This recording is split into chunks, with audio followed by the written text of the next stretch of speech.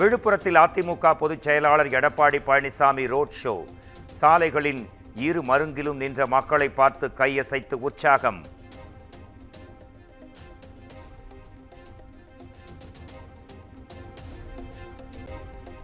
ஆதார் அட்டையை குடியுரிமை ஆவணமாக ஏற்க முடியாது. உச்சநீதிமன்றத்தில் தலைமை தேர்தல் ஆணையம் திட்டவட்டம்.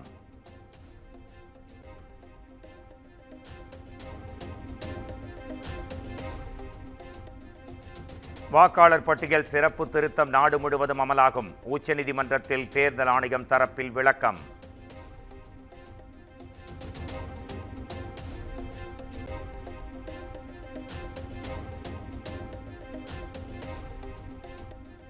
பீகாரில் வாக்காளர் பட்டியல் சிறப்பு திருத்தம் மேற்கொள்ள தடையில்லை என உச்சநீதிமன்றம் அதிரடி. ஆதார், ரேஷன் அட்டை உள்ளிட்ட ஆவணங்களை ஆதாரமாக ஏற்குமாறு தேர்தல் ஆணையத்திற்கு பரிந்துரை.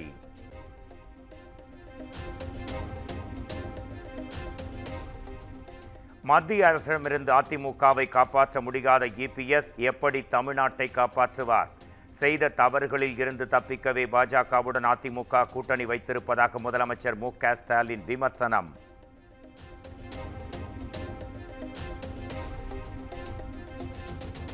பாஜகவுக்கு இதுவரை டப்பிங் வாய்ஸாக இருந்தவர் தற்போது ஒரிஜினல் வாய்ஸாக இபிஎஸ் மாறிவிட்டார். துரோகம் செய்துவிட்டு என்ன பயணம் செய்தாலும் மக்கள் ஏற்க மாட்டார்கள் என்றும் முதலமைச்சர் மு.க. ஸ்டாலின் பேச்சு.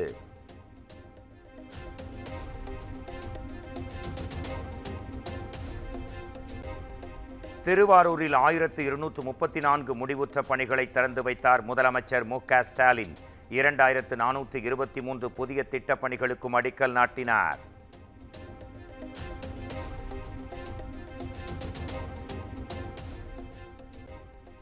மதுரை மாநகராட்சியில் ஊழல் சர்ச்சையில் சிக்கியுள்ளவர்களை காப்பாற்ற முதலமைச்சர் மு.க. ஸ்டாலின் முயற்சிக்கிறார். உள்ளாட்சி அமைப்புகள் குடும்ப உறுப்பினர்களின் ஆதிக்கத்தால் சீரழிந்திருப்பதாகவும் எடப்பாடி பழனிசாமி கடுமையாக சாடல்.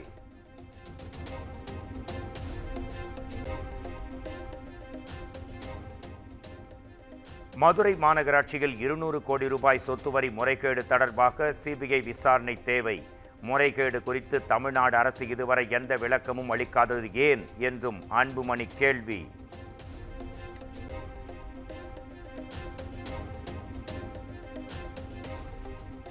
மதுரை அருகே மேய்ச்சல் நிலம் எங்கள் உரிமை என்ற முழக்கத்துடன் சீமான் தலைமையில் ஆடு மாடுகளின் மாநாடு. வனப்பகுதிகளுக்குள் மேய்ச்சலுக்கு செல்ல கால்நடைகளுக்கு தடை விதித்ததை கண்டித்து ஆர்ப்பாட்டம்.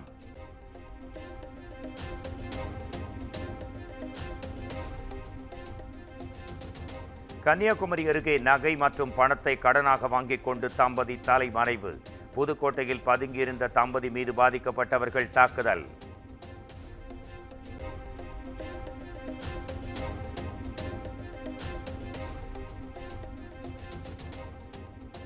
அன்புமணி பெயருக்கு பின்னால் தன் பெயர் வரக்கூடாது என ராமதாஸ் அறிவிப்பு.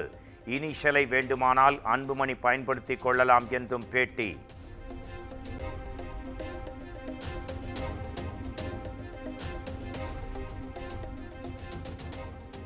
தனது மகள் காந்திமதிக்கு கட்சியில் தற்போதைக்கு பதவியில்லை. பாமக நிறுவன ராமதாஸ் விளக்கம்.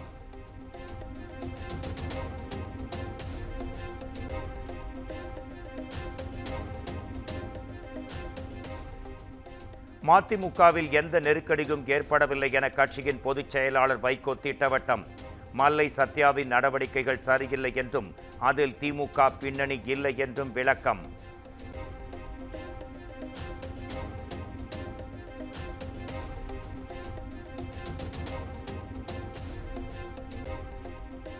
துரோகி பட்டம் தந்து மதிமுகவில் இருந்து வெளியேற்ற முயற்சி.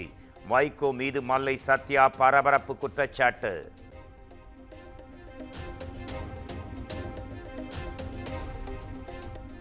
சாத்தூரில் நடைபெற்ற மதிமுக கூட்டத்தில் செய்தியாளர்கள் தாக்கப்பட்ட சம்பவத்திற்கு துரை வைகோ வருத்தம்.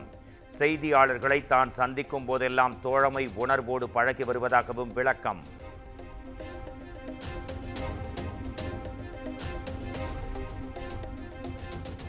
சாத்தூரில் ஊடகவியலாளர்கள் மீது மதிமுகவினர் தாக்குதல் நடத்தியதற்கு நயினார் நாகேந்திரன் கண்டனம். மூத்த தலைவர்களில் ஒருவரான வைகோ இவ்வாறு தரம் தாழ்ந்து நடந்து கொள்வது அதிர்ச்சியளிப்பதாகவும் பதிவு.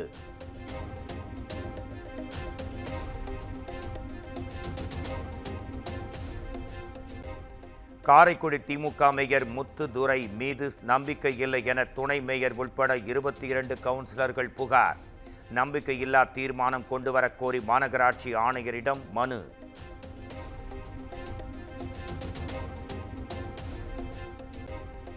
நிதி நிறுவன மோசடி வழக்கில் கைது செய்யப்பட்ட தேவநாதன் யாதவின் சொத்து விவரங்களை தாக்கல் செய்ய உயர்நீதிமன்றம் உத்தரவு. குறைந்தபட்சம் 300 கோடி ரூபாய் சொத்து மதிப்பையாவது காட்டினால் ஜாமீன் வழங்குவது குறித்து பரிசீலனை செய்யப்படும் என நீதிபதி தகவல்.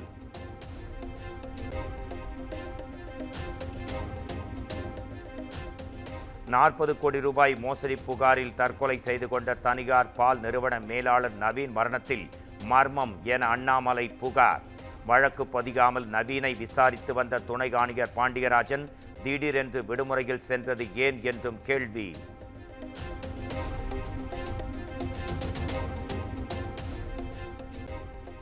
பாஜக தொடர்ந்த நீதிமன்ற அவமதிப்பு வழக்கு.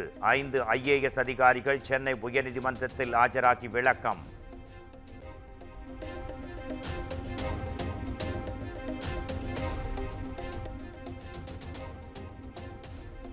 முதலமைச்சர் பதவியிலிருந்து விலக மாட்டேன் என புதுச்சேரி முதலமைச்சர் ரங்கசாமி திட்டவட்டம்.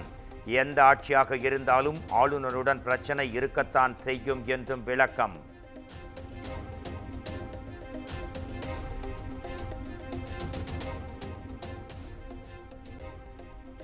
நீதிமன்ற அவமதிப்பு வழக்கில் நேரில் ஆஜராகி மன்னிப்பு கேட்டார் சென்னை மாநகராட்சி ஆணையர் குமரகுருபரன். மன்னிப்பு கோரியதால் 1 லட்சம் ரூபாய் அபராதத்தை திரும்ப பெற்றது சென்னை உயர்நீதிமன்றம்.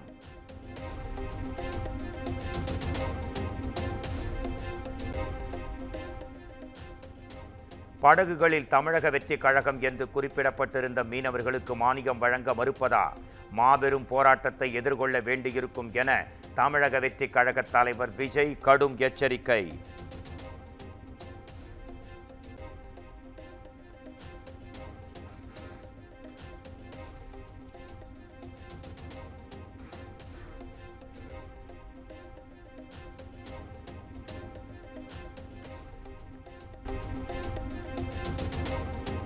ஜெயங்கொண்டம் அருகே பொன்னாற்று வாய்க்காலில் கரை புரண்டோடும் வெள்ளத்தால் 75 ஏக்கர் நெற்பயிர்கள் நீரில் மூழ்கி சேதம்.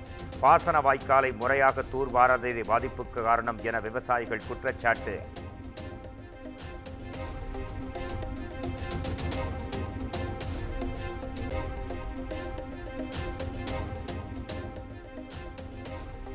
விபத்தில் பாதிக்கப்பட்ட கூலி தொழிலாளிக்கு 2017ஆம் ஆண்டு தீர்ப்பாய உத்தரவின்படி இழப்பீடு வழங்காதது தொடர்பான வழக்கு. தனியார் நிறுவன மேலாண் இயக்குநரை கைது செய்ய வாரண்ட் பிறப்பித்து சென்னை மோட்டார் வாகன விபத்து இழப்பீடு தீர்ப்பாயம் அதிரடி உத்தரவு.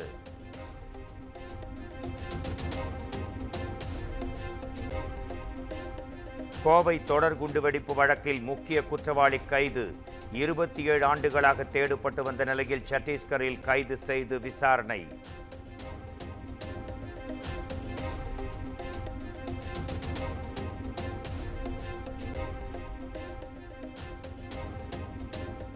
நான்கு சுங்கச்சாவடிகளில் அரசு பேருந்துகளுக்கு அனுமதி இல்லை என பிறப்பிக்கப்பட்ட உத்தரவை நிறுத்தி வைத்தது உயர்நீதிமன்றம். வருகிற 31ஆம் தேதி வரை நிறுத்தி வைத்து ஆணை.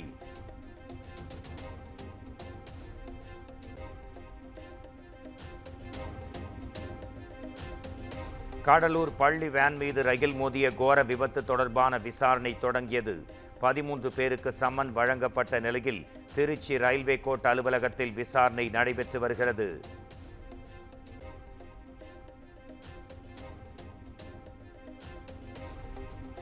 அரக்கோணம் செங்கல்பட்டு ரயில் வழித்தடத்தில் லெவல் கிராசிங் பகுதிகளில் ரயில்வே அதிகாரிகள் ஆய்வு. பணியின் போது தூங்கிய 2 கேட் கீப்பர்கள் பணி நீக்கம்.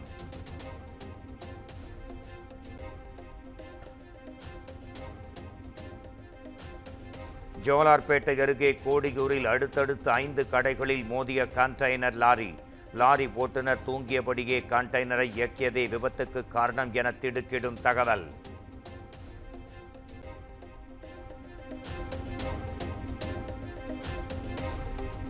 விதிகளை மீறி நடத்தப்பட்டதால் தமிழ்நாடு கால்பந்தாட்ட சங்கத்தின் தலைவருக்கான தேர்தல் ரத்து. மறு தேர்தல் நடத்தப்பட வேண்டும் என சென்னை உயர்நீதிமன்றம் உத்தரவு.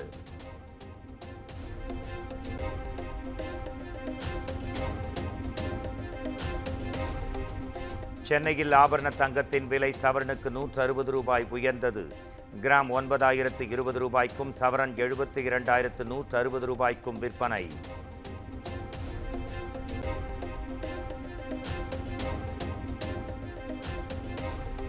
ஆனி மாத பௌர்ணமியை முன்னிட்டு அண்ணாமலையாரை தரிசிக்க 2 கிலோமீட்டர் வரை பக்தர்கள் காத்திருப்பு.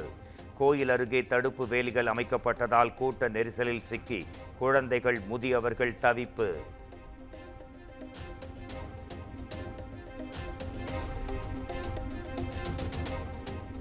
புகழ்பெற்ற காரைக்கால் அம்மையார் கோயிலில் மாங்கனி திருவிழா. பக்தர்களுக்கு மாம்பழங்களை பொழியும் மங்களகரமான நிகழ்வு நடைபெற்றது.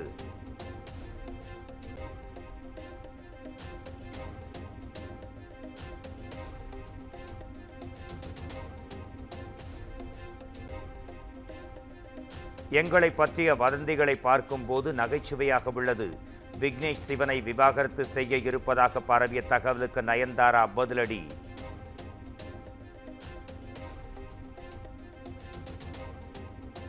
சட்டவிரோத சூதாட்ட செயலிகளுக்கு விளம்பரம்.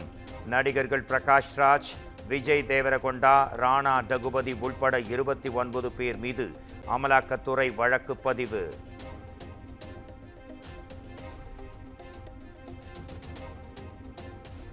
தலைநகர் டெல்லியில் ஏற்பட்ட நிலநடுக்கத்தால் மக்கள் அச்சம். ராஜஸ்தான், பஞ்சாப், உத்தரப்பிரதேசம், ஹரியானா ஆகிய மாநிலங்களிலும் நிலநடுக்கம் உணரப்பட்டதாக தகவல்.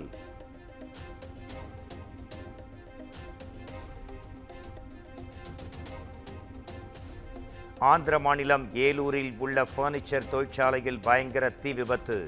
குடவுனில் வைக்கப்பட்டிருந்த பல கோடி ரூபாய் மதிப்பிலான பொருட்கள் தீயில் எரிந்து நாசம்.